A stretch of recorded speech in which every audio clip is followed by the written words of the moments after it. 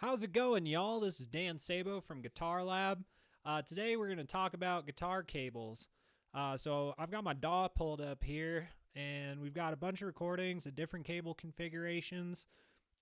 And these are arranged from short to long in terms of cable length, and then it's with two different guitars, a Telecaster with passive pickups and a PRS with active pickups. So let's start with these Tele recordings.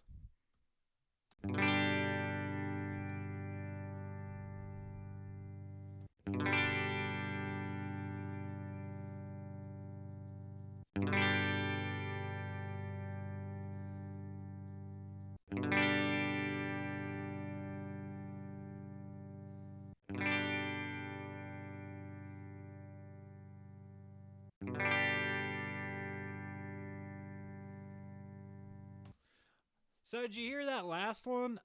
So that's running two cables in series with each other, and you can hear the tone change quite a bit on that last one.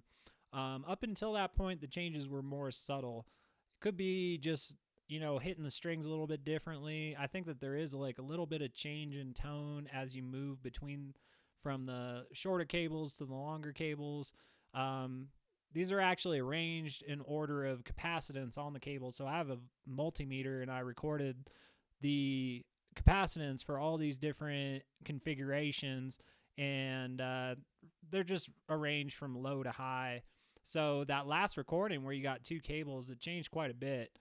So next up, I'm going to A-B those just kind of one after the other.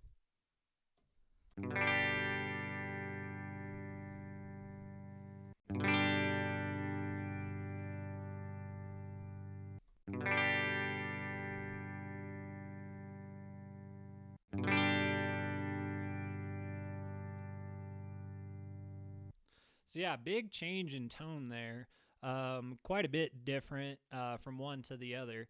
The reason why I wanted to point that out is this is a common situation. If you're running a pedal board and you got, you know, your one cable coming in, your other cable going out, going to your amplifier, when you have one of your pedals engaged, you're basically only loading your guitar with one cable. But then when you disengage everything on your pedal board, now you've got much longer length of cable that you're loading your guitar down with, and your tone's going to change quite a bit as a result. So moving on to the PRS here, we got the same set of recordings there. So let's just run through them.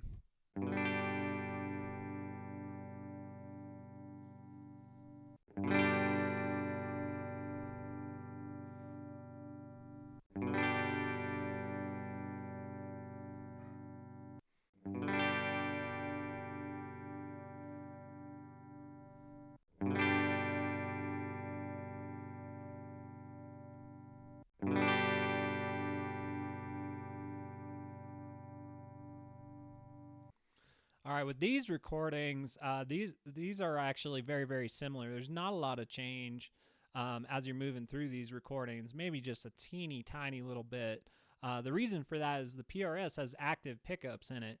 Now it does have passive volume and tone controls built into the guitar, but because there's active circuitry in play, and for these recordings I'm running at 100% volume and 100% tone, that passive electronic circuit is not presenting much of a load on the guitar at all.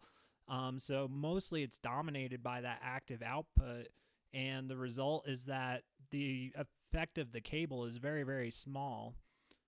So you're not going to hear a whole lot of change if you're running active pickups with different cable lengths. So what can we learn from all this? I think the big takeaway that I'd like you to pull from listen to this is that if you're running passive electronics, the cable absolutely impacts the tone of the guitar. Now, I don't mean that a cable isn't like an input output type circuit. A cable does not have a sound in and of itself. I was just watching a video earlier, and the person doing the video was talking about how a cable sounded nasally, had a nasally quality to it. That is absolutely not true.